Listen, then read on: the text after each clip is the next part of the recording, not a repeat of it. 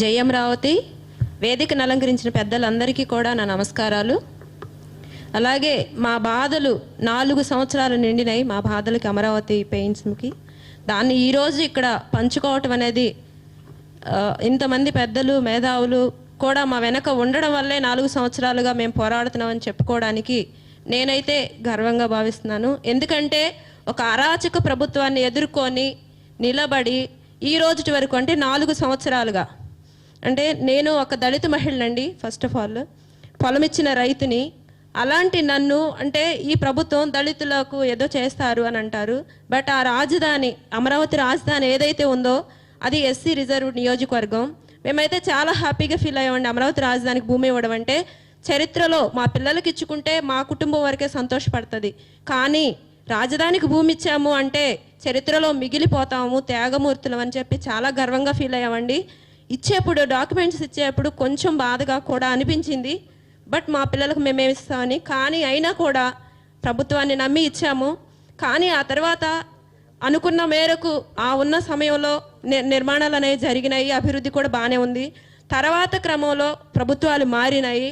ప్రభుత్వాలు మారినంత మాత్రాన మాకు ఇన్ని ఇబ్బందులు వస్తాయి, ఇన్ని అవమానాలు మేము ఫేస్ చేయాల్సి వస్తుంది, మా బ్రతుకే భారం అయిపోతుంది అని చెప్పి మేమైతే అనుకోలేదు.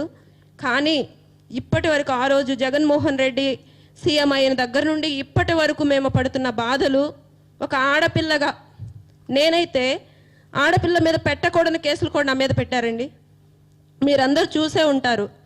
పెద్ద పెద్ద రోప్స్ వేసి మగ పోలీసులు నన్ను సిడిఎస్ఎస్ రోడ్లో లాగేసినటువంటి వైనం అంటే దళిత మహిళగా నాకు జరుగుతున్నటువంటి నడి రోడ్డు మీద ఎక్కడో మారుమూల ఎవరు చూడలేదు అనుకుంటే ఓకే, మీడియా ముందు పెద్ద పెద్ద తాళ్లతో మగ పోలీసులు చేతులతో తోసేసినటువంటి వైనం అండి. ఇంతకు మించి ఒక ఆడబిడ్డ ఆత్మాభిమానానికి తల దించుకోవడానికి ఇంత మించిన పెద్ద పని ఉంటుంది అని నేను అంతే అనుకోలేదు. కానీ నేను ఆ రోజు నేషనల్ హ్యూమన్ రైట్స్కి పెట్టాను, నేషనల్ ఉమెన్ కమిషన్కి కంప్లైంట్ చేశాను, నేషనల్ ఎస్సీ కమిషన్కి కూడా కంప్లైంట్ చేశానండి. ఇక్కడున్న స్టేట్లో ఉన్నటువంటి ఎస్సీ డీసీపీ గారు ఆఫీస్కి ఎవరు తీసుకోపోతుంటే వెళ్ళి ఇచ్చేసి వచ్చాను. ఉమెన్ కమిషన్ వాళ్ళు అసలు ఎంకరేజ్ చేయలేదు, రిజిస్టర్ పోస్ట్ చేశాను నా దగ్గర ఉంటుందని. కానీ ఇప్పటి వరకు దాని మీద తీసుకున్న చర్యలు అయితే ఏమీ లేవు, మీడియా ముఖంగా వచ్చినటువంటిది.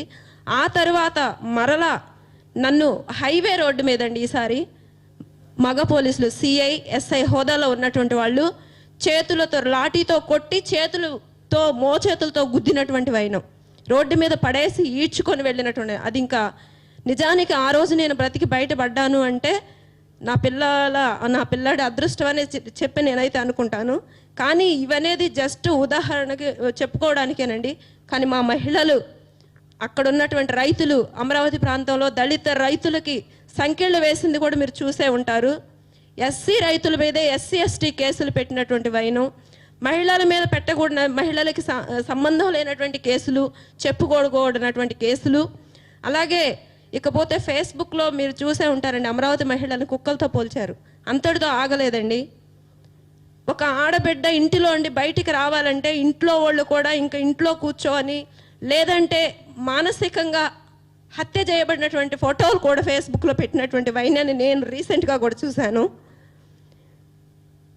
కానీ నాకు ఒక్కటి అనిపించిందండి, జగన్మోహన్ రెడ్డికి కూడా ఉన్నది ఒక మహిళ, భార్య మహిళే కదా, ఆయనకి దేవుడు 2 ఆడపిల్లలు ఇచ్చారు. ఈ అమరావతి మహిళలు ఇంత హింస పెడుతున్నప్పుడు కనీసం మా కన్నీళ్ళైనా వాళ్ళ ఆడపిల్లలకు తగలవా అని చెప్పి మాకు అనిపిస్తుందండి.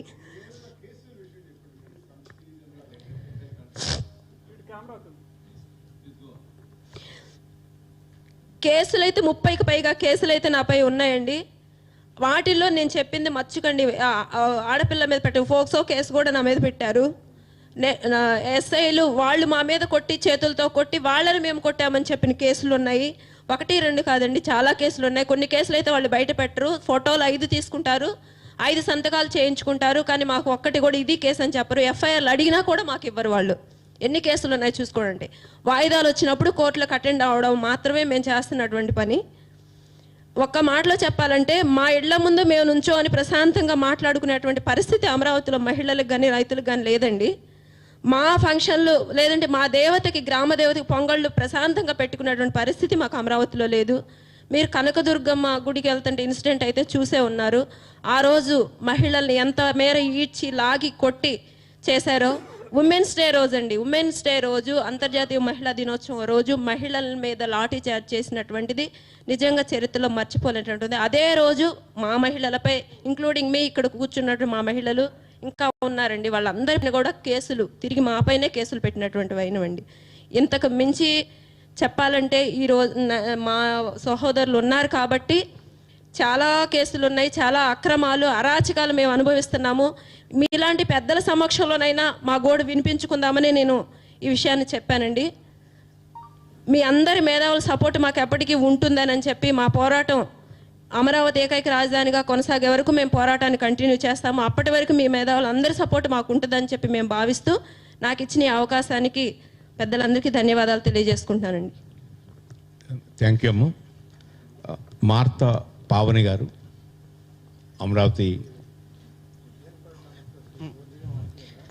ఇక్కడున్న పెద్దలందరికీ ధన్యవాదాలండి. నేను పెద్దగా బయటకు వచ్చేదాన్ని ఇలా బయటకు వచ్చి మాట్లాడటం కూడా మాకు రాదండి. మేమేదో పనులు చేసుకొని పొలం పోయేవాళ్ళమండి. కానీ రాజధానికి ఆ రోజు భూములు ఇచ్చింది మా బిడ్డల భవిష్యత్తు, రాష్ట్ర బిడ్డల భవిష్యత్తు బాగుంటుందని ఆలోచించి ఇచ్చాము. నా మీద 2 కేసులు ఉన్నాయండి. పోలీస్ స్టేషన్ అంటే ఏంటో కూడా తెలీదు. ఇంట్లోంచి బయటకు వచ్చేవాళ్ళం కాదు. పోతే ఆ పొలాలు పోవటం లేదా పిల్లల్ని చదివించుకోవటం ఇంట్లో, అంతవరకే మాకు తెలుసు.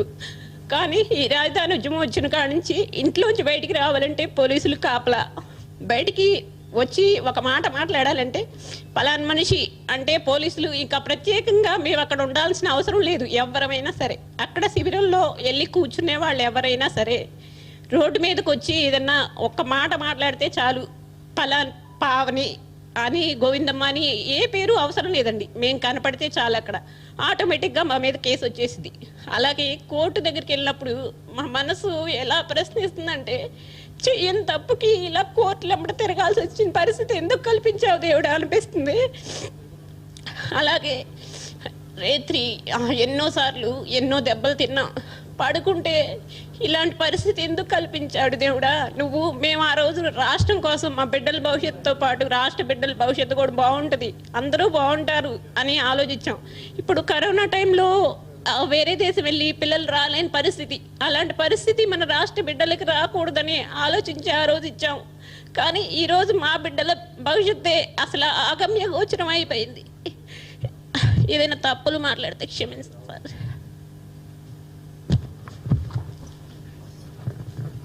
థ్యాంక్ యూ అమ్మ.